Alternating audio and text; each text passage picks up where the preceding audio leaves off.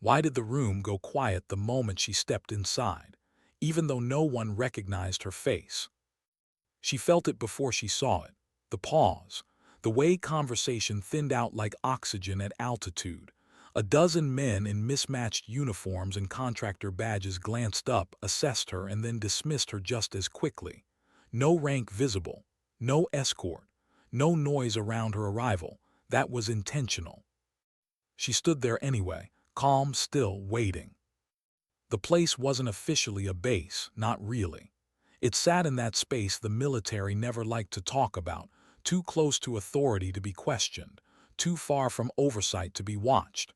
People passed through every day and learned quickly not to ask how things worked, only that they did.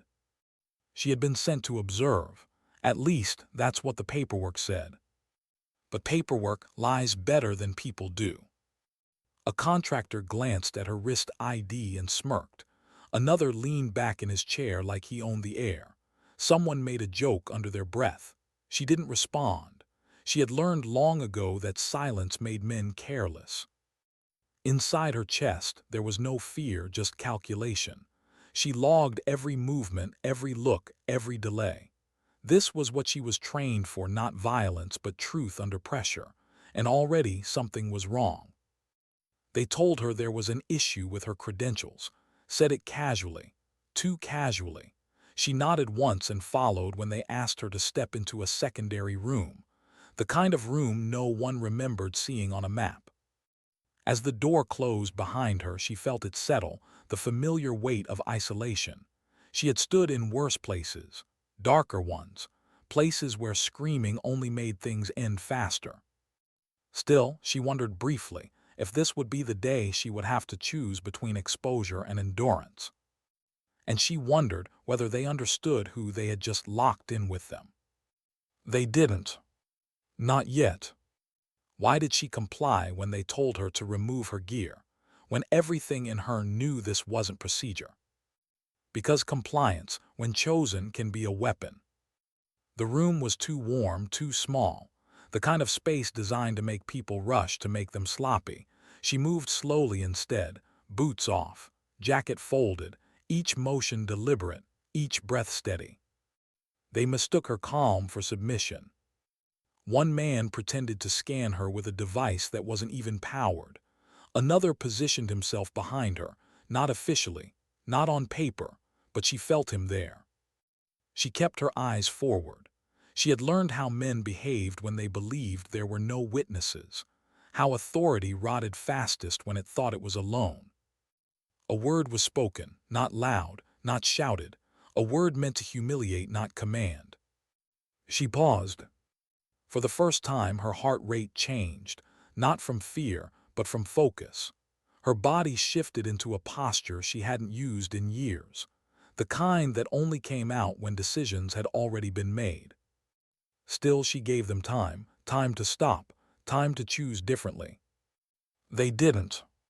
That was when the quiet inside her became something else. A signal activated, small, invisible, irreversible. The record was live now, every breath, every word, every mistake. She said one sentence, calm, clear. They laughed. That was the moment she knew none of them would leave the room the same way they entered it. How fast can a situation collapse when the person you're trying to control was never powerless to begin with? Faster than regret. She moved without drama, no wasted motion, no anger, just precision born from years of restraint. One man fell before he understood why his body stopped responding. Another hit the floor hard enough to knock the breath from his chest, eyes wide with disbelief. The third tried to reach his radio. She didn't let him. When it was over, the room was silent again, but different now. The silence of consequences. She straightened her uniform slowly, buttoned it, restored herself, because dignity mattered even here, especially here. She didn't threaten them, didn't insult them, she didn't need to. She addressed the room like a report, one sentence, factual, final. This facility is compromised. Then she walked out. People moved out of her way without knowing why. The kind of instinct that recognizes authority before the mind catches up. At the communications desk, she placed a badge on the counter. Not flashy, not ceremonial. The technician's hands froze. Within minutes, systems began shutting down. Locks changed. Access revoked. Helicopter rotors cut through the air like punctuation. When they finally asked who had authorized it, she gave her name quietly. An admiral's name. A SEAL's authority. And suddenly, everything made sense. Why didn't she feel victorious when the base began to unravel around her? Because victory wasn't the point. She sat alone later with files spread across a metal desk, reading names that had never made headlines. Transfers, reassignments, silence disguised as procedure. Women who had felt something was wrong but couldn't prove it. Until now. She marked pages carefully, not with anger, with respect. Each name deserved that much. When asked if she wanted to make a statement, she declined. Statements were for people who needed to explain themselves. She didn't. By the time she left, contracts were terminated, commanders suspended, entire systems rewritten. No ceremony, no applause. Just chain. And that, she knew, would last longer than any medal. Why did the stories spread anyway, even without her face or her voice attached? Because people feel shifts before they understand them. The room was sealed, cameras replaced, protocol rewritten, and no one joked anymore about who mattered and who didn't. They spoke her name quietly, if at all. Not out of fear. Out of understanding. Somewhere else, another gray zone still existed. Another place where silence waited to be mistaken for weakness. And somewhere she was already moving again, unnoticed, unannounced. Still watching. Because sometimes dignity doesn't speak. It simply acts. Why did she hesitate for a fraction of a second when they told her to remove her gear, when hesitation had never saved anyone before? Because this wasn't fear, it was recognition. The room was wrong, not dangerous in the obvious way. No weapons drawn, no shouting, just a quiet pressure that pressed inward from the walls, the ceiling, the floor. A pressure she'd felt before in places where authority had learned to disguise itself as routine. The kind of room where people later said, "I didn't think I had a choice." She stepped forward anyway. The door sealed behind her with a soft, almost polite click. That sound stayed with her. It always did. Not because it was loud, but because it marked a line. Before the door, things could still be explained away. After it, truth tended to surface. They stood around her in a loose triangle. Not tight, not professional, comfortable, too comfortable. One leaned against a cabinet like he had all the time in the world. Another scrolled on a tablet that showed nothing she couldn't already read in his posture. The third watched her without pretending not to. She breathed in slowly through her nose. The air smelled faintly of old rubber and recycled cold. She cataloged it the way she always did, not to stay calm, to stay present. "Remove your gear," one of them said. Not asked, Sid. She nodded once. Her boots came off first. She placed them side by side, toes aligned. The habit wasn't ceremonial, it was grounding, a way to keep her hands steady. Her belt followed, folded carefully. Jacket next. Each movement unhurried, each second stretching just enough to make them shift their weight. They expected resistance, or embarrassment, or nerves. They got none of it. Inside her chest, something tight loosened, the familiar narrowing of focus, the world reducing itself to angles and distance and sound. She had trained her body to do this in firefights, in underwater extractions, in rooms filled with smoke and screaming. This room was quieter. That didn't make it safer. One of them commented on her ID again, said it still wasn't syncing, said it with a grin that tried to look bored. She didn't correct him. Lies reveal themselves when you let them keep talking. Another stepped closer, too close, not touching. Yet, He lifted a handheld device, waved it near her shoulder, her side. The motion was exaggerated, theatrical. There was no hum, no indicator light. Fake. She noticed the way the overhead lamp had been angled, the way the camera in the corner blinked but never adjusted focus. Details that meant nothing alone. Together, they formed a pattern she didn't like. Her mind flickered, not to panic but to memory. A briefing room years ago, a woman's voice cracking as she described a checkpoint, a private room, a delay, no report filed because she'd been told it would only make things worse. Cade had listened then, jaw tight, hands still. She hadn't been able to do anything for that woman. This time she could. Undershirt, one of them said. She looked at him, not sharply, just long enough to register the word. Then she complied, slow, measured, no rush to appease, no refusal to provoke. They mistook her pace for uncertainty. The room felt warmer, or maybe that was just the way attention changes the air. She kept her breathing steady, counted the rise and fall, 4 in, 4 out, the way she had learned when fear wanted to hijack control. She wasn't afraid, but she was alert. A joke was muttered, not loud. The kind meant to test boundaries. She didn't react. Silence was data, and data made men reckless. Another step closer, the shift of weight behind her. She felt it without turning.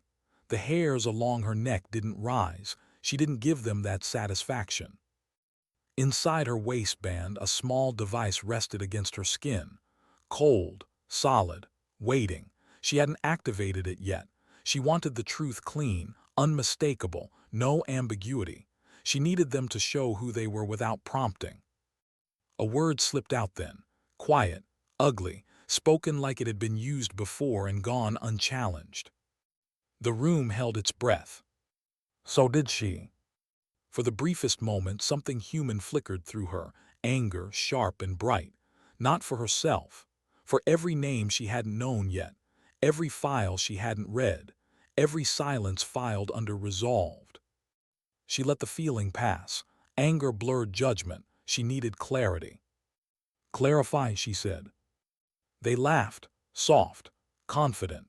The sound of men who believed they were protected by procedure and proximity and the absence of witnesses. That was the moment she decided. Her fingers brushed the inside seam of her waistband as if adjusting fabric. The movement was small, unremarkable. To them it looked like nerves. The device pulsed once, a gentle vibration, the kind you'd miss if you weren't waiting for it. The record went live. She felt the shift immediately, not in the room but in herself, a sense of alignment, like a weight settling exactly where it belonged. Whatever happened next would not disappear. It would not be reinterpreted later. It would exist as it was. One of them leaned in again, close enough now that she could hear his breathing. She turned her head just slightly, enough to see his eyes. Empty, not cruel, just unthinking. That somehow felt worse. "Remove your hands," she said. Not raised, not angry, clear. He didn't. Her body responded before her mind finished the thought, not with violence yet, with preparation. Her stance adjusted by inches, her shoulders loosened, her breath deepened, the posture she used when things were about to move fast. They didn't notice. They never did. They mistook her stillness for surrender, mistook calm for compliance, mistook silence for permission. She thought briefly of the women whose files she would read later, wondered if any of them had stood like this, quiet, centered, waiting for a reason not to break. She gave the room one last second. Then she acted. Not explosively, not theatrically, just decisively. The kind of motion designed to end a situation before it could escalate, a strike where balance lived, a turn that used their own momentum against them.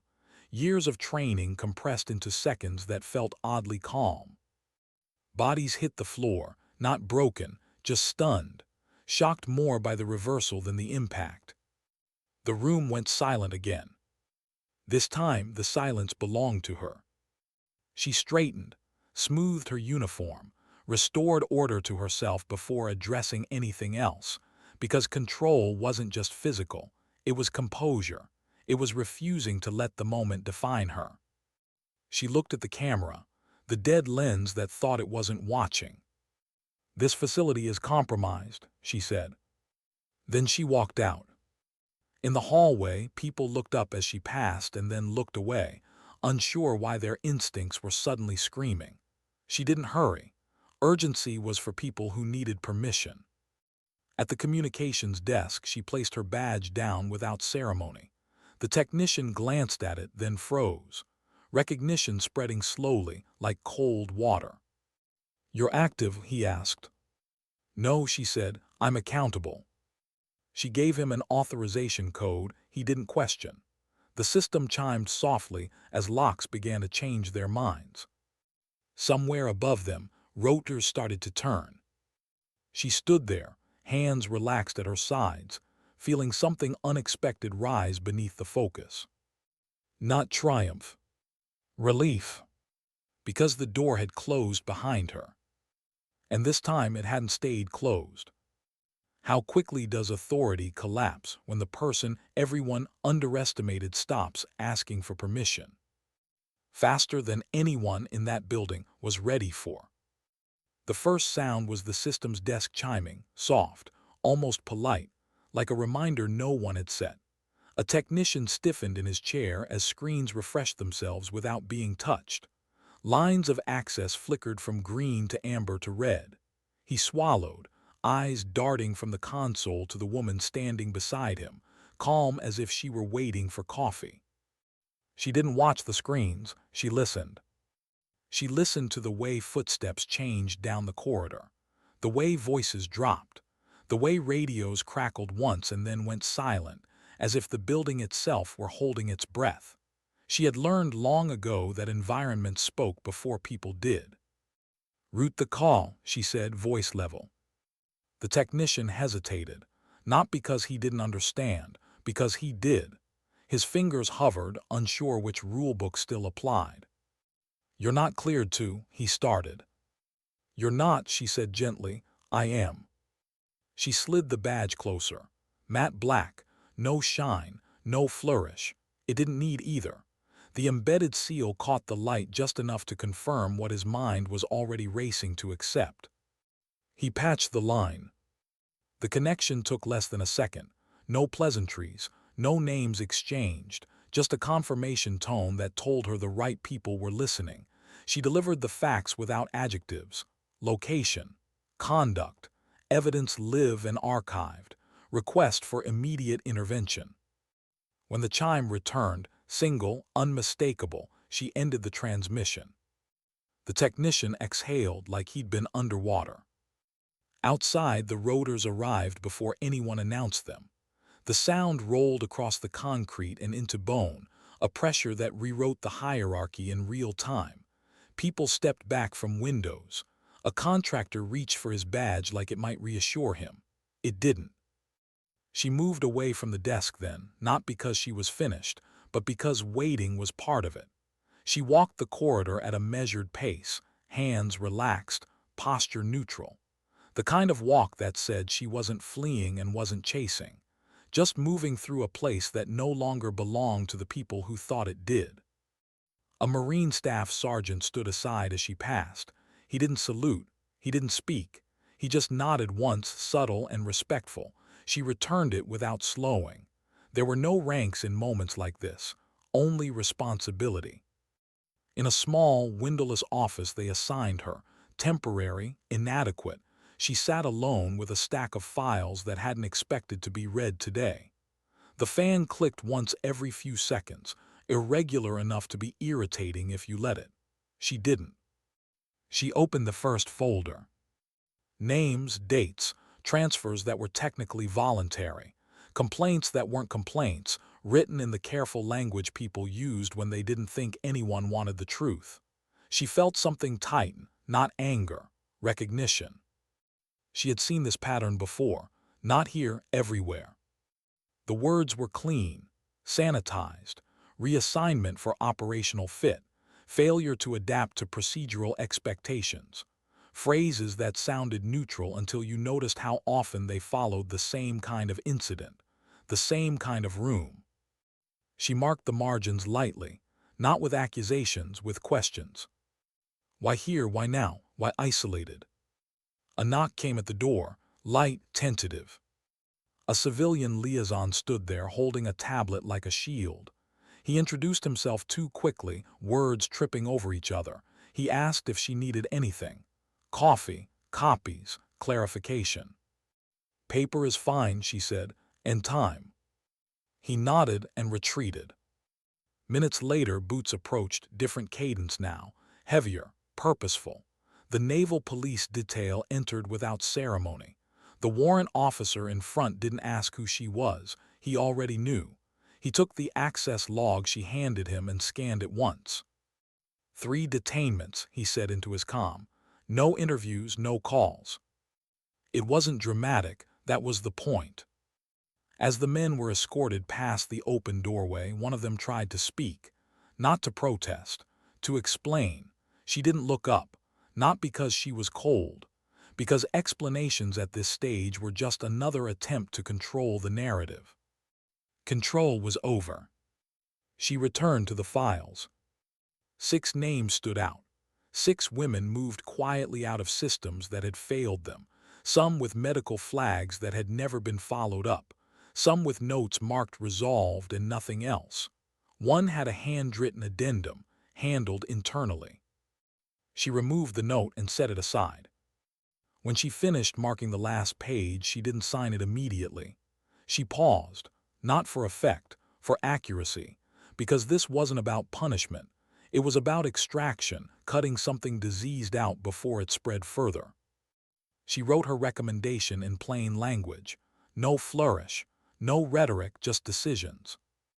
The liaison returned, braver now. He asked if she wanted to make a statement for the record, something the command group could circulate. She shook her head. No statements, she said, just outcomes. He hesitated. Do you want them to know why you were here? She looked up then, met his eyes. They thought I was sent to observe, she said. I was sent to end it.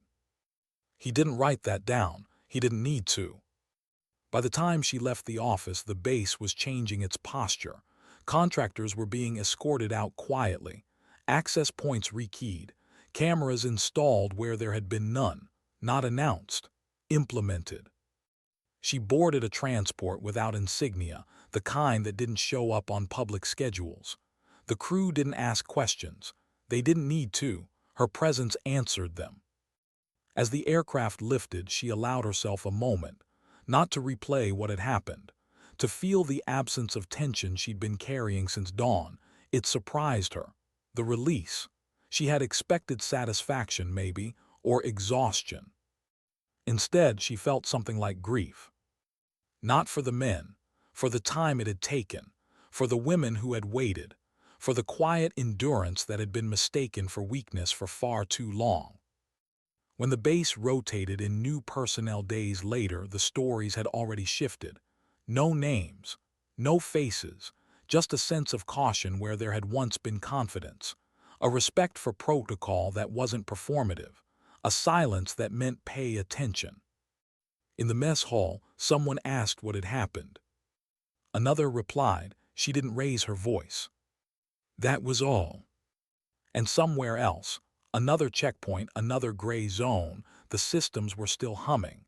The rooms still existed, the mistakes still waiting to be made.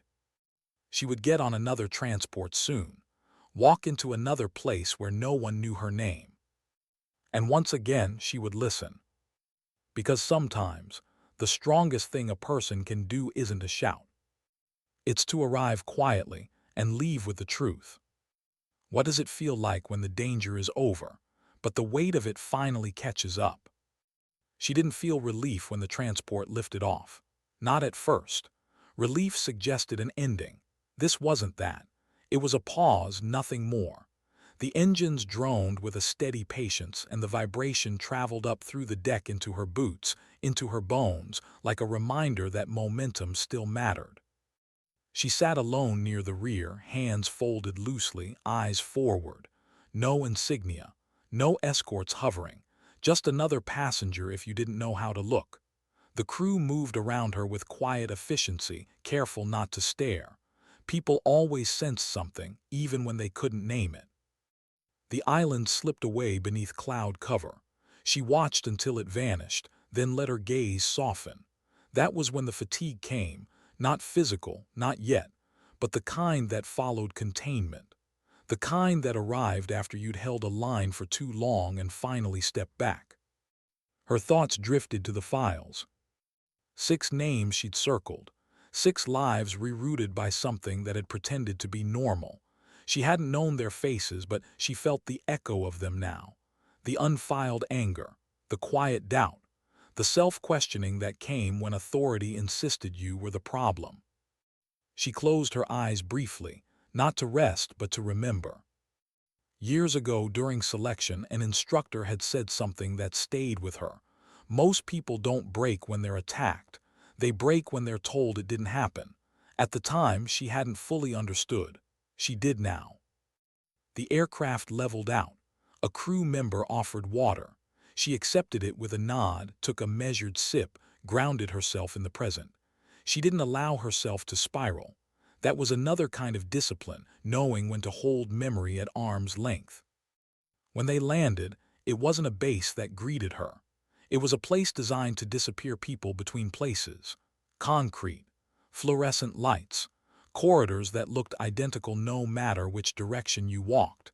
She moved through them without escort, guided by a clearance that opened doors before hands touched handles. In a small briefing room, she waited. The walls were bare except for a digital clock that ticked softly, its sound magnified by the quiet. She checked it once, then stopped. Time pressure made people sloppy. She had no intention of being one of them. The door opened eventually. 2 officers entered, one uniformed, one not, both senior enough to understand they were here to listen. They didn't waste time with formalities. "We've reviewed the preliminary feed," the uniformed officer said. His voice was controlled, but she heard the strain beneath it. Not anger, discomfort. The kind that came from realizing something had been allowed to persist. She nodded. "There's more," she said, "not on the feed." The civilian set a folder on the table. "We pulled archived logs from the site and adjacent facilities," he said. "You weren't exaggerating." She almost smiled at that, almost. They went through it methodically, not emotionally. That was important. Names, dates, patterns, the way authority blurred when responsibility was outsourced, the way ambiguity became a shield. At one point, the uniformed officer leaned back and exhaled. "We're going to get pushback." "Of course," she said, "you always do. Contractors won't like this." She met his eyes. "That's not my concern." Silence followed, not uncomfortable, reflective. "What is?" the civilian asked. She considered the question, not because she didn't know the answer, but because words mattered. "That this doesn't become an exception," she said finally, "that it becomes a correction." They nodded, neither argued. That told her more than agreement would have. When the meeting ended, they asked if she wanted to stay on for follow-up. Advisory capacity, oversight, visibility. She declined without hesitation. "I work best when people forget I exist," she said. They understood, or at least they didn't challenge it. She left the room and walked alone down another corridor, identical to the last. The building hummed softly around her, systems running, lights glowing. It struck her then how much of power lived in places like this. Quiet rooms, closed doors, decisions made without spectacle. She stepped outside into late afternoon light. The air was cooler here, less heavy. She paused just long enough to feel it on her face. That was when the call came. She recognized the voice immediately. Older, familiar, someone who didn't waste words. "I heard," he said. She didn't ask how. "It's handled," she replied. "For now," he said. "You okay?" The question, landed heavier than the others had. "I will be," she said after a moment. A pause, then, "You did good." She closed her eyes briefly. Praise had never been her currency, but acknowledgement from the right person at the right moment could steady things. After the call ended, she stood there for a while longer, not because she was lost, because she was choosing what came next. That night she didn't sleep much, not from nightmares, from thinking, from replaying moments not for what she could have done differently but for what they represented, how easily lines blurred, how often silence was mistaken for consent. In the early hours she drafted a message, not official, not classified, a note rooted quietly through the right channels, addressed to the oversight units that would inherit the aftermath. "Watch the gray spaces," she wrote. "That's where this grows." She sent it and shut the device down. Days passed, reports filtered in, bases adjusting protocols. Contractor access suspended pending review, some resistance, less than expected. It turned out people had been waiting for permission to fix things. They just hadn't known who could give it. She moved on to other assignments, different terrain, different challenges, but the memory stayed with her not as trauma but as context, a reminder of why vigilance mattered even when the threat didn't look like one. One afternoon, weeks later, she received a message forwarded without comment, a brief note from one of the women whose file she'd marked. No details, just gratitude, not effusive, just honest. "I didn't think anyone would believe me," it read. "Thank you for listening." She stared at the words longer than she meant to. That night she allowed herself a rare indulgence. She stood at a window and watched the city below. Lights blinking, traffic flowing, lives unfolding without any knowledge of the rooms she'd been in or the decisions she'd made. That was fine. That was how it should be. She didn't need recognition. She needed results. And somewhere in another facility, a young officer hesitated before giving an order that felt wrong.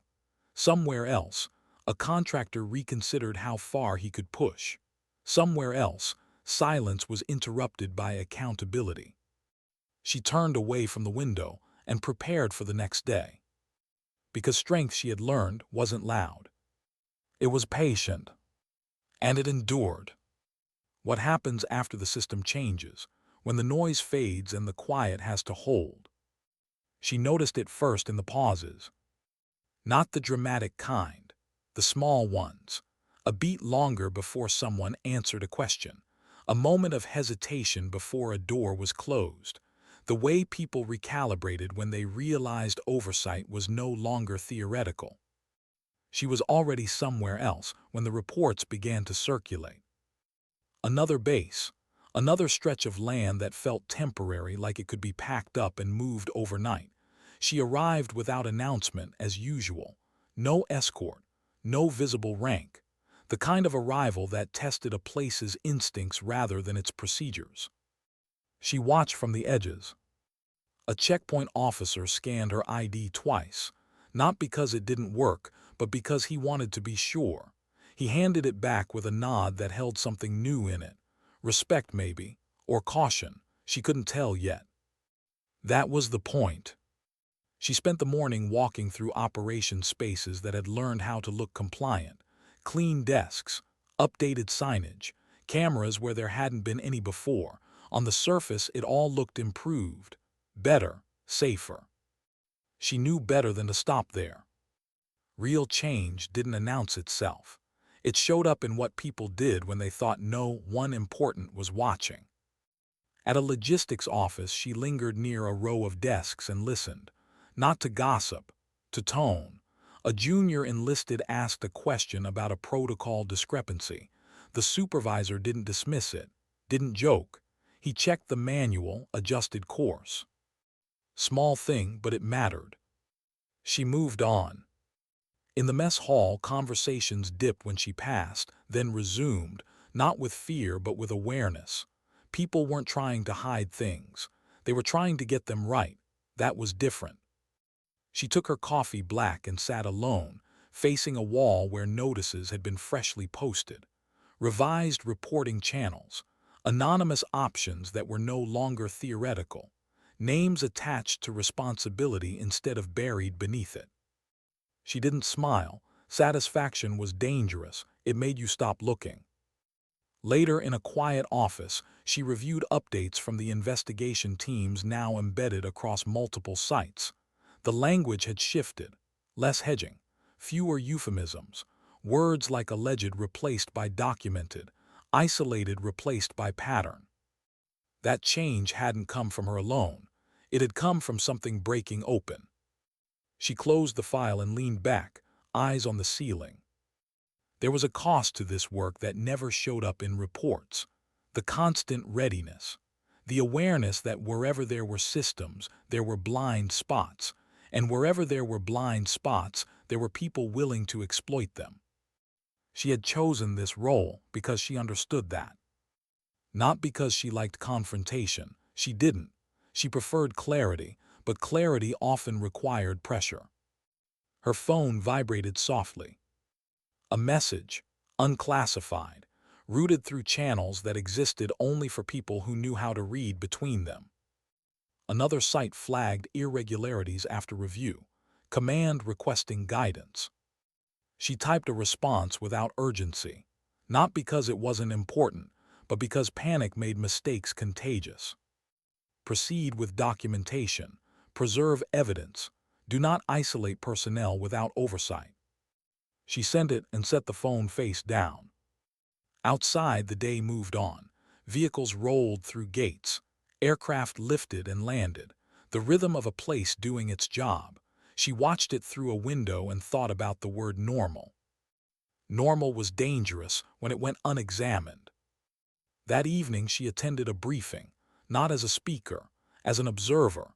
She stood at the back, arms relaxed, listening to a commander outline new compliance expectations. His tone was careful, measured. He knew he was being evaluated not by her directly but by the standard that now existed. A young officer asked a question that edged close to discomfort, about authority, about gray areas, about what to do when orders conflicted with ethics. The room went still. The commander didn't shut it down. He took a breath. "You stop," he said, "and you ask. And if you don't get an answer, you ask again. No one here gets punished for protecting dignity." She watched the officer's shoulders relax slightly. That was new. After the briefing, she slipped out without comment. She didn't need to be seen. The work wasn't about her presence. It was about absence, the absence of fear, the absence of unchecked power. Back in her quarters, she sat on the edge of the bed and finally let herself feel the fatigue in her muscles. Not exhaustion, just the wear that came from being alert for too long. She thought again of the 6 names. She wondered where they were now, if they felt safer, if they trusted the system any more than they had before. Trust was fragile. It took far longer to rebuild than it did to break. She hoped someone was checking in on them, quietly, respectfully, without turning their experience into a lesson for others. Her phone vibrated again. This time, the message was different. One of the flagged individuals requested to speak with oversight, voluntarily. She read it twice. That mattered too. Voluntary cooperation didn't come from fear. It came from believing the truth would be handled properly. She replied with approval. Later that night, she walked the perimeter of the base alone, not because it was necessary, because it helped her think. The fence line stretched under floodlights, the shadows long and steady. Beyond it, the dark pressed close, full of unknowns. She stopped at a point where the lights didn't quite reach. She remembered being younger, earlier in her career, believing that if she just did her job well enough, systems would take care of themselves. That right action automatically produced right outcomes. She knew better now. Systems required guardians, not loud ones, consistent ones. People who showed up, asked the hard questions, and stayed when it would have been easier to leave. She turned back toward the lights.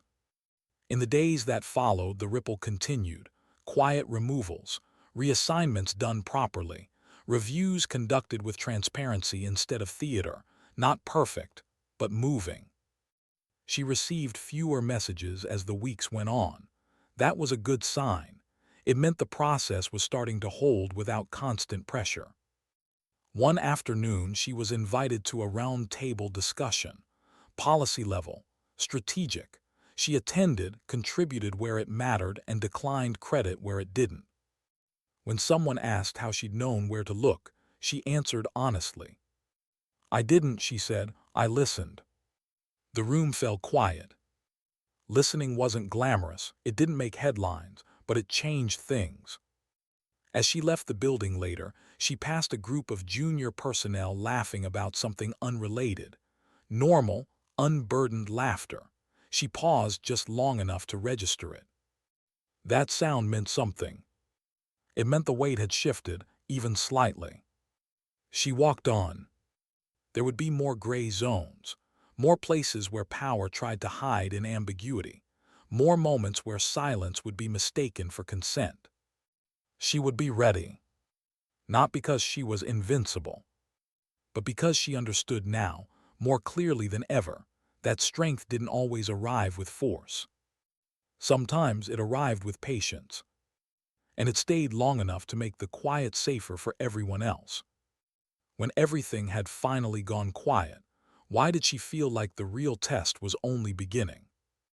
The assignment ended the way most of hers did, without ceremony, without a closing sentence that told her it was finished. One morning she woke up and there were no new messages flagged urgent, no redlined requests, no briefings waiting for her voice, just a clear calendar and a sky outside her window that looked almost ordinary. That was when the weight settled. Not the kind that bent her spine or slowed her step, the subtler kind, the awareness that when systems reset, they didn't stay clean on their own. They required memory, and memory required people willing to carry it. She packed lightly, she always did, a bag that could pass as anyone's. Clothes chosen for movement, not display. The badge went into its sleeve and prevents itself from being seen again. She didn't need it for where she was going next. The drive out of the facility was quiet. The guard at the gate checked her pass, handed it back with both hands this time, and wished her a safe trip. He didn't know her name. He didn't need to. The way he stood told her enough. On the road, the landscape opened up. Long stretches of nothing. The kind of nothing that invited reflection whether you wanted it or not. She drove without music, windows cracked just enough to let in air that smelled like dust and distance. She thought about the first time she'd learned the cost of silence. It hadn't been in combat. It hadn't been dramatic. It had been a briefing room years ago where a junior operator had tried to say something felt wrong. The room had moved on without him. The mission had succeeded. And weeks later, that same operator had quietly left the unit. No one asked why. She had told herself then that it wasn't her place, that systems were bigger than individuals, that doing her job well was contribution enough. She knew better now. She stopped at a rest point just before dusk, sat on the hood of the vehicle and watched the sun sink low, turning the horizon copper and bruised purple. The stillness was complete. No radios, no commands, no expectations pressing down. For the first time in weeks, she let herself feel tired. Not weak, not broken, just human. She drank water slowly, grounding herself. Training had taught her how to survive chaos. Time had taught her how to sit with quiet. Both were necessary. Few people mastered both. Her phone buzzed once. A message not urgent, just informational. Final audit report filed. Oversight protocols adopted region-wide. No further action required at this time. At this time. She understood the phrasing. She always did. She typed a short acknowledgement and powered the device down. Night fell fully as she drove again, headlights carving a tunnel through darkness. She thought about the women whose names she'd circled, wondered if they knew how far the consequences had traveled, if they slept easier now, if they trusted their instincts again. Trust was fragile. Once broken, it didn't return all at once. It returned in moments, in the way someone chose to speak up, in the way someone else listened. She reached her destination well after midnight. A quiet place, temporary, safe. She unpacked, set her bag down, and stood in the center of the room for a long moment without moving. No alarms, no countdowns. Just space. The next morning she woke early out of habit, brewed coffee strong enough to cut through fog, sat at a small table and opened a notebook she didn't log officially. The pages weren't classified. They weren't reports. They were reminders. She wrote one line. Power hates witnesses. Then another. Silence chooses sides. She closed the notebook. Later that day, she met someone she trusted, not a superior, not a subordinate, a peer, someone who understood the cost of seeing clearly. They walked side by side without hurry, talked about small things first, weather, travel, how quickly people forgot once danger passed. Eventually, the conversation found its way where it always did. "Do you think it'll stick?" he asked. She considered it honestly. "Some of it will," she said, "some of it won't." "That enough?" "It has to be," she replied, "because perfection isn't the goal, vigilance is." He nodded. No argument. People like them didn't waste time pretending otherwise. When they parted ways, she felt steadier, prevented, the kind of steadiness that didn't come from certainty but from acceptance. Weeks passed, then months. The story faded where it needed to. No headlines, no dramatization, just policy changes that felt boring to the people who benefited most from them. That was how it should be. Safety shouldn't be spectacle. Every so often a message would come through. A question, a concern, someone asking quietly if something felt off. She answered when she could, redirected when she needed to, empowered people to trust themselves instead of her authority. That mattered more than presence. One evening she found herself at a training facility observing a new intake. She stood at the back again, always the back, watching posture, listening to tone.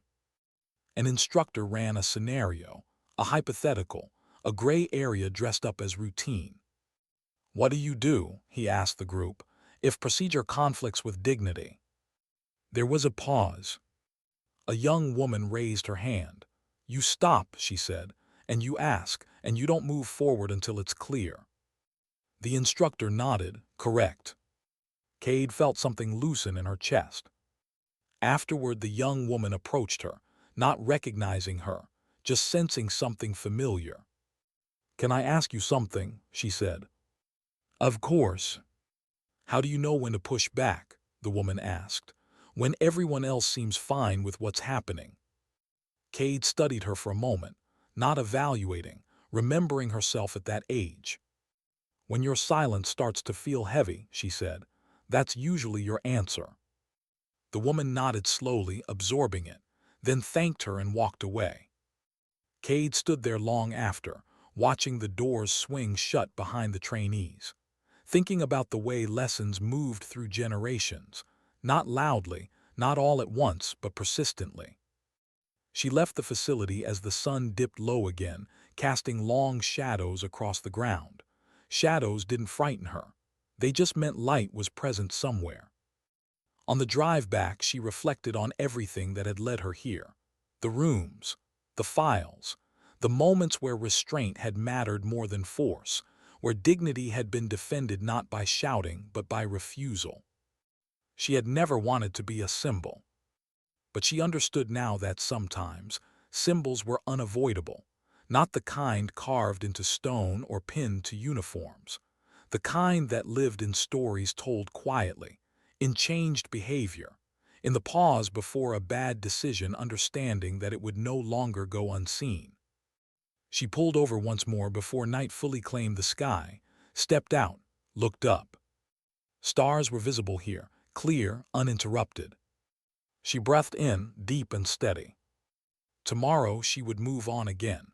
Another assignment, another place that didn't yet know what it needed. That was fine. She didn't need them to know her name. She only needed them to know this, even if they never said it out loud. That silence is not obedience. That calm is not consent. That dignity does not beg to be protected. Sometimes it simply stands still long enough for the truth to reveal itself. And when it does, everything changes.